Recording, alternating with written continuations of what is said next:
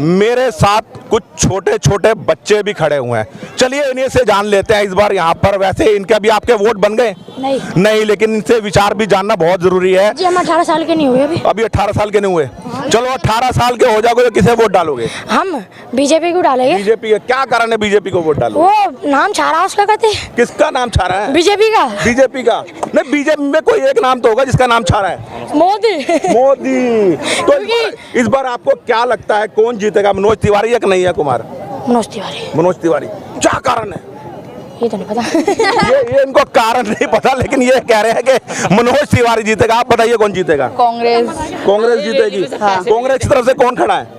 पता नहीं, जो भी इनको ये नहीं पता कि कांग्रेस की तरफ से खड़ा कौन है, लेकिन ये कांग्रेस को जितवा रहे हैं। हम रैली में गए थे ना तभी तो। पैसे मिलेंगे कांग्रेस से। चलिए बच्चों की राय भी हमने जान ली और बच्चों के मनोरंजन हो रहा है और हमारे को जानकारी मिल रही है कि उत्तर पूर्वी दिल्ली से कौन जीतेगा। बस मैं हूं राजेश बसिन और आप देख रहे हैं संवाद नेशन। इस वक्त मैं खड़ा हूं उत्तर पूर्वी दिल्ली के अशोक नगर में। मेरे पीछे आप देख सकते हैं ये पार्क है जहां शाम के समय तमाम बच्चे, बुजुर्ग और महिलाएं अपने मनोरंजन के लिए आते हैं। जैसा कि आप सभी को मालूम है इस वक्त चुनाव का माहौल है। 4 चरणों की वोटिंग पूरी हो चुकी है और 5वें चरण की वोटिंग के लिए सब लोग प्रयासरत हैं। और इस सीट पे जो सबसे हॉट सीट है यहाँ पर भाजपा के मनोज तिवारी जी खड़े हैं जो 2 बार के बीजेपी के सांसद हैं और उनकी टक्कर है कांग्रेस पार्टी के कन्हैया कुमार से। चलिए आइए जानते हैं लोगों की क्या है राय।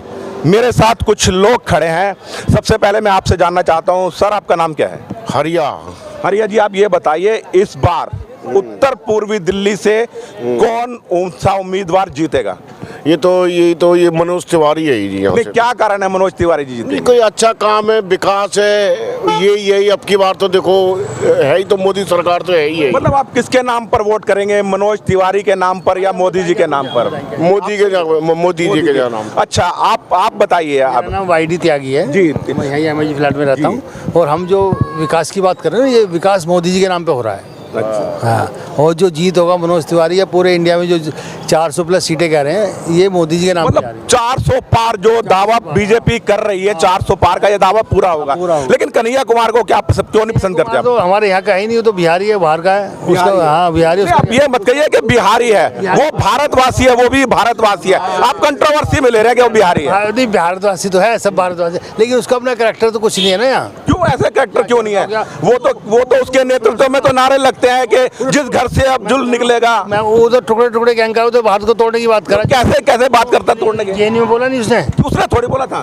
भाई साहब वही तो महासचिव था वहाँ का, महासचिव नहीं प्रेसिडेंट था वहाँ का। तो उसने तो कहा, उसमें राहुल गांधी ने उसका साथ दिया, सपोर्ट किया, तो ही क्या देश को तोड़ने की तो बात की इन्होंने। मतलब वो देश को तोड़ने की बात। हाँ, देश के नंबर कट्टर बेईमान आदमी है सारे। कट्टर बेईमान? जैसे केजरीवाल कट्टर बेईमान है ना, मतलब केजरी कट्टरवाल बेईमान है।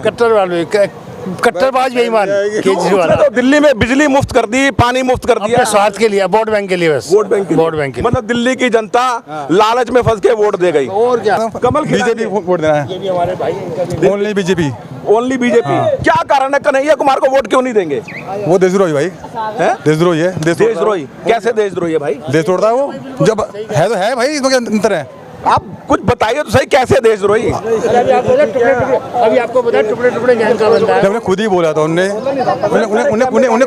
खुद ही बोला था।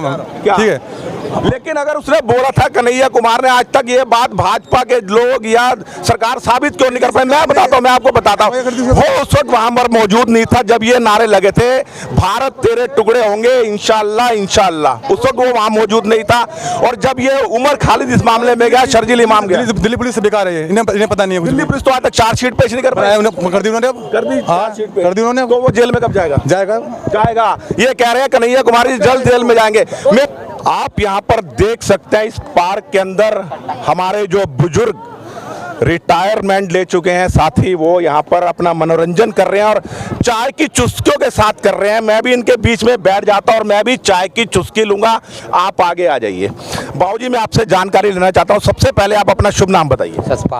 सतपाल जी, अभी चुनाव का दौर चल रहा है और उत्तर पूर्वी की दिल्ली की जो सीट है सबसे हॉट सीट है, क्योंकि यहाँ 2 बार के सिटिंग एमपी मनोज तिवारी जी हैं और दूसरी तरफ कांग्रेस और आम आदमी पार्टी से कन्हैया कुमार जी है। आपको क्या लगता है इस बार उत्तर पूर्वी दिल्ली से कौन बाजी मारेगा? कन्हैया लाल। कन्हैया कुमार। आप ये एक कारण बताइए, कन्हैया कुमार इस वजह से बाजी मारे? इस बात में मारेगा, 5 साल के अंदर एक बार भी यहाँ मनोज तिवारी नहीं आया। कौन सा काम करके दिखाया उसने? हाँ जी। लेकिन कन्हैया कुमार को तो लोग कहते हैं टुकड़े टुकड़े गैंग का लीडर है। वो तो जगह दुनिया कहती है, आप भी कहते होंगे इस बात की नारे। मैं पत्रकार हूं, मैं निष्पक्ष हूं, मैं नहीं कहता। जब वो प्रेसिडेंट था जेएनयू में उसके प्रेसिडेंट रहते हुए नारे लगे थे कि भारत तेरे टुकड़े होंगे इंशाअल्लाह इंशाअल्लाह। तुम कितने अब्दुल मारोगे, हर घर से अब्दुल निकलेगा। ऐसे व्यक्ति को आप देशद्रोही नहीं कहेंगे और उसका समर्थन करेंगे तो किस आधार पर करेंगे? भाई हम तो आम आदमी की तरफ से कर रहे हैं। आम आदमी? हाँ जी। लेकिन आम आदमी का मुखिया तो अभी जमानत पे बाहर है, केजरीवाल। तो गंदा आदमी था वो? नहीं, मैं कब क्यों कहूंगा, आप बताइए ना। अच्छा आदमी था वो। अभी 2 दिन पहले कल की एक घटना है कि उनकी जो महिला आयोग के अध्यक्ष है स्वाति मालीवाल, उसकी पिटाई हुई है सीएम हाउस में। दफ्तर में हुई है। क्यों? उसके वजह कुछ होगी उनके बारे में होगी। बताइए। अच्छा आप बताइए, आप इनको दिखाइए जी। आप बताइए कौन आएगा उत्तर पूर्वी दिल्ली से? मनोज आएंगे। मनोज आएंगे? हाँ जी। अभी तो ये कह रहे थे जी कन्हैया कुमार जी आएंगे। वो तो सबकी अपनी राय है, उन्होंने अपनी राय दे दी, मैं अपनी दे दी। तो भाजपा का जो नारा है इस बार 400 पार, क्या लगता है आपको भाजपा का इस वक्त ये नारा साकार होगा? नहीं, 400 पार नहीं होगी तो सत्ता में तो वही रहेंगे, मतलब 300 ऊपर जाएंगे बस। और आप बाबूजी? हम तो कांग्रेस को चुनेंगे जी। कांग्रेस को चुनेंगे, एक कारण बताइए आप।